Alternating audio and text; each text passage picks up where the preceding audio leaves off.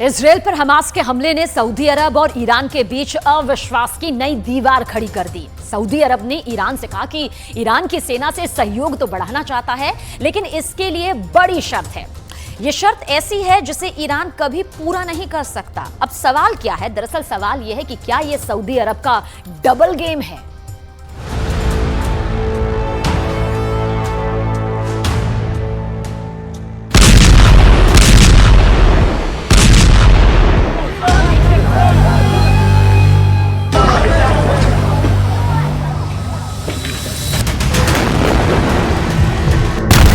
Gaza में गिरते गोलों के बीच सऊदी अरब ईरान के बीच डील की पेशकश हो रही है, लेकिन सऊदी अरब ने इस डील के होने से पहले ईरान के सामने रख दी है बड़ी शर्त जो ईरान के हथियार जमा करने के इरादे का पर्दाफाश है। शर्त अपने इरादे को अपने वर्चस्व में कमी करने को लेकर है।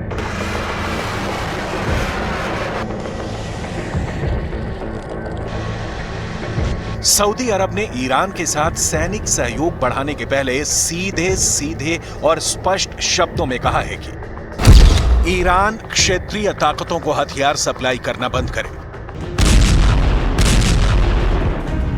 सऊदी अरब ने अपनी 7 साल पुरानी दुश्मनी को पीछे रखकर इसी साल मार्च में ईरान से दोबारा दोस्ती का नया चैप्टर खोला है, लेकिन उसके पहले ही पेज पर अब सैनिक सहयोग बढ़ाने के लिए शर्त की दीवार खड़ी हो गई है।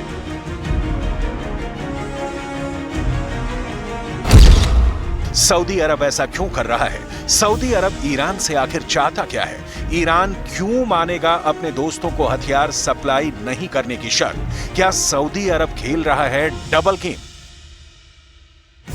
सऊदी अरब ईरान को हथियार सप्लाई करने से क्यों मना कर रहा है? इसकी डिटेल में जाने से पहले यह जानना बेहद जरूरी है कि ईरान किन किन देशों और संगठनों को हथियार सप्लाई करता है, और इसके पीछे ईरान की मंशा पैसा कमाना कम, अपने वर्चस्व की स्थापना ज्यादा है।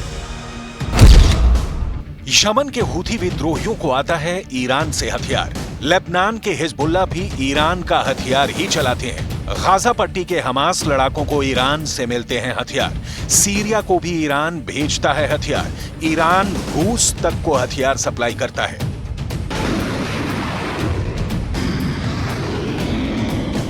रूस इस वक्त जिन कामिकाजे ड्रोनों का धुआंधार इस्तेमाल यूक्रेन युद्ध में कर रहा है, वो ईरान से ही सप्लाई होते हैं। ऐसे ड्रोन हमास के पास भी होने के कयास लगाए जाते हैं। अब सवाल यह है कि सऊदी अरब से सैनिक सहयोग बढ़ाने के लिए ईरान हथियार के दम पर हासिल अपने आधिपत्य की बलि क्यों चढ़ाएगा? इस सवाल का जवाब डिटेल में दिखाएंगे। इस वक्त सऊदी अरब की इस शर्त के पीछे और पूरे ईरान सऊदी अरब के बीच रिश्तों की नई और बेहद दिलचस्प कहानी को समझना बहुत जरूरी है। सऊदी अरब इस समय कूटनीति की पिच पर बढ़िया खेल रहा है। हमास के इजरायल पर हमले ने सऊदी अरब को ईरान पर नैतिक नकेल लगाने का मौका दे दिया है। कैसे? इसे विस्तार में समझिए। सऊदी अरब अमेरिका का खाड़ी में सबसे बड़ा सहयोगी है, लेकिन सऊदी अरब अब चाहता है कि सैनिक सहयोग में अमेरिका पर निर्भरता कम की जाए। तो इसके लिए सऊदी अब ईरान से हाथ मिला रहा है। अब देखिए, ईरान अमेरिका का दुश्मन नंबर 1 है। ईरान से दोस्ती भी सऊदी अरब की चीन ने करवाई। चीन भी अमेरिका की दुश्मनी वाली लिस्ट में टॉप पर है। अभी और देखिए, ईरान नाटो देशों की चेतावनी के बावजूद रूस को हथियार सप्लाई करता है। मतलब ये कि सऊदी अरब एक तरफ ईरान से दोस्ती गाढ़ी कर रूस और चीन के करीब देखना चाहता है, दूसरी ओर ईरान को अमेरिका की ओर से यह समझा रहा है कि वो हमास को हथियार सप्लाई करना बंद करे। मतलब ये दिखाने की कोशिश हो रही है कि सऊदी अरब ने अमेरिका के साथ वही पुराना रिश्ता अब भी कायम रखा है। सऊदी अरब और ईरान के बीच दोस्ती और दुश्मनी एक ही सिक्के के दो पहलू हैं। ये दोनों खाड़ी देश अपना वर्चस्व स्थापित करने के लिए लड़ते रहे हैं। यहां तक कि मार्च 2023 में दोनों देशों के बीच जो दोस्ती स्थापित हुई है, वो भी सुविधाओं वाली शादी की तरह है। आपको आगे दिखाएंगे कि ईरान हथियारों की दौड़ में इस वक्त कहां से कहां पहुंच गया है और ईरान क्यों नहीं छोड़ेगा हथियार सप्लाई करना। लेकिन अभी सऊदी अरब की ईरान से दोस्ती की असली मंशा। अल अक्सा मस्जिद में जब इजरायल की सेना घुसी तो इसका विरोध करने में सऊदी अरब आगे रहा। लेकिन इस बीच सऊदी अरब इजरायल की दोस्ती का नया मंच सजाने की तैयारी करता रहा। ये डील अमेरिका की मध्यस्थता में होनी थी। ईरान से दोस्ती के बावजूद सऊदी अरब इजरायल से दोस्ती करने जा रहा था।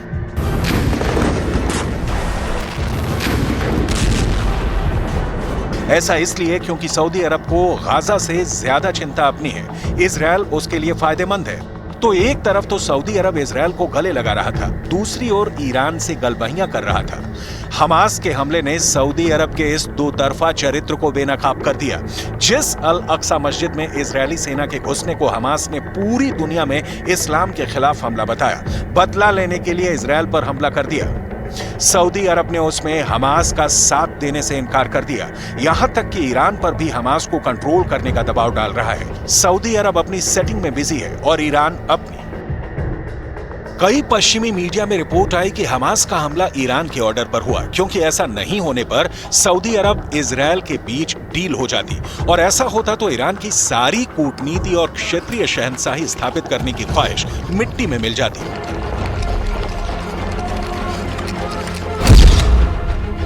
यहां बिल्कुल संक्षेप में समझना जरूरी है कि सऊदी अरब ईरान के बीच की दोस्ती ईरान पर कैसे भारी पड़ती। इजरायल सऊदी अरब डील होती तो ईरान क्यों होता परेशान? पहली वजह, ईरान के 3 मुख्य दुश्मनों इजरायल, सऊदी अरब और अमेरिका के बीच बड़ी डील होने की संभावना पैदा होती। दूसरी वजह, सऊदी अरब इजरायल की डील से खाड़ी में शक्ति संतुलन सऊदी अरब के पक्ष में झुकता, क्योंकि डील की मध्यस्थता अमेरिका कर रहा है। तीसरी वजह, खाड़ी में ईरान की बढ़ती ताकत पर तत्काल लगाम लगाने की संभावना पैदा होती।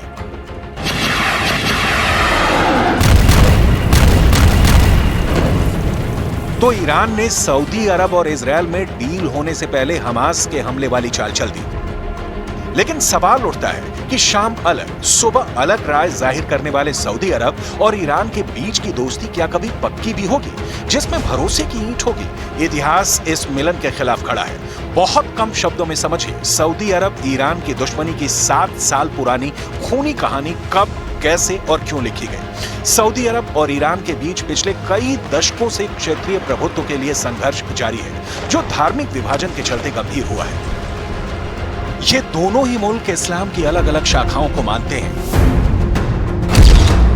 ईरान एक शिया बहुसंख्यक देश है, जबकि सऊदी अरब सुन्नी बहुल देश है। सुन्नी और शिया कानून, धर्मशास्त्र और संगठन जैसे मामलों में अपने अलग अलग नियमों का पालन करते हैं। इन दोनों समुदायों के नेता प्रभाव के लिए एक दूसरे के साथ संघर्षरत रहे हैं।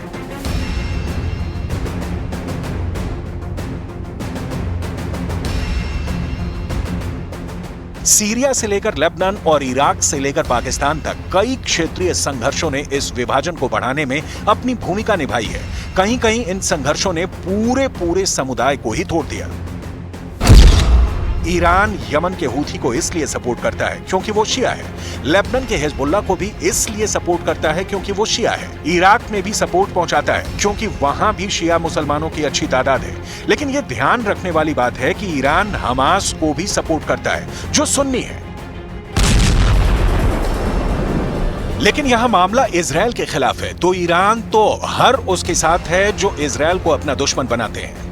लेकिन दिक्कत तब हो जाती है जब ईरान के हथियार संपन्न देश या संगठन सुन्नी बहुल सऊदी अरब के दुश्मन हो जाते हैं। इसीलिए तो सऊदी अरब नया समीकरण बनाने की कोशिश में है। लेकिन यहां दिक्कत यह है कि यहां भी ईरान सबसे बड़ा रोड़ा है। चीन और रूस से सऊदी अरब का डायरेक्ट मिलन हो ही नहीं सकता, बीच में ईरान आएगा ही। और फिलहाल सऊदी अरब के पास इसका कोई हल नहीं है, लिहाजा सऊदी अरब का डबल गेम जारी है।